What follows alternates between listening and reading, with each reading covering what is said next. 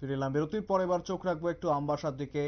তথ্য ও সংস্কৃতি বিষয়ক দপ্তরের উদ্যোগে পণ্ডিত দীনদয়াল উপাধ্যায়ের জন্মজয়ন্তী উপলক্ষে আয়োজিত হয় শ্রদ্ধাঞ্জলি অনুষ্ঠান।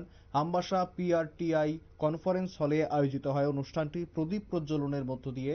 অনুষ্ঠানের শুভ সূচনা করেন অনুষ্ঠানের উদ্বোধক তথা আমবাসা পুর পরিষদের ভারপ্রাপ্ত চেয়ারম্যান গোপাল সূত্রধর। তিনি ঠিক কি জানিয়েছেন শুনবো একবার।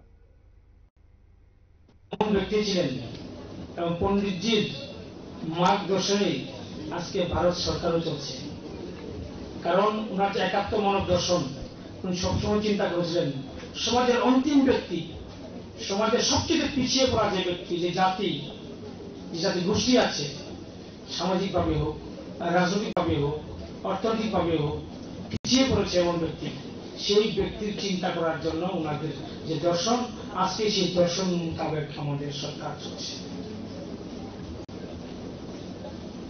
আজকে যে অন্তর্দয়, অন্নপূর্ণা, এই সমস্ত যে স্কিম আছে, এই স্কিমটা উনার মস্তিষ্ক প্রসূত এই স্কিম সারা ভারতবর্ষে লাগু আছে।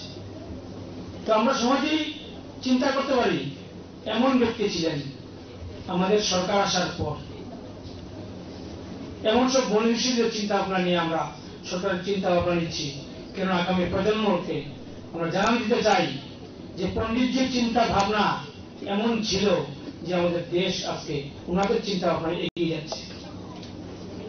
একটা কথা স্পষ্ট, যদি সমাজে পিছিয়ে পড়া ব্যক্তি থাকে, রাজনৈতিক অর্থনৈতিক ভাবে বা শিক্ষার হার দিকে যদি কোনো ব্যক্তি বা কোন সমাজ পিছিয়ে থাকে, তাহলে আমাদের দেশ অগ্রগতি হবে, দেশের অগ্রগতি হবে, উন্নয়ন হবে?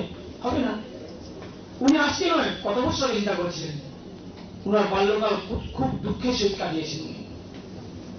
আমার পূর্ববক্তা বলেছেন, শুনেছেন। একেবারে শুনলেন ঠিক কি জানাচ্ছেন তিনি। এবং দীনদয়াল উপাধ্যায়ের জন্মবার্ষিকীর পালনে আজ উপস্থিত ছিলেন আমবাসা পুর পরিষদের সেই স্থানীয়রা, অনেক বিশিষ্ট অংশের মানুষ আজ উপস্থিত ছিলেন। সময় হচ্ছে একটা ছোট্ট বিরতির, ফিরে আসছে একটি বিরতির পর, সঙ্গে থাকুন।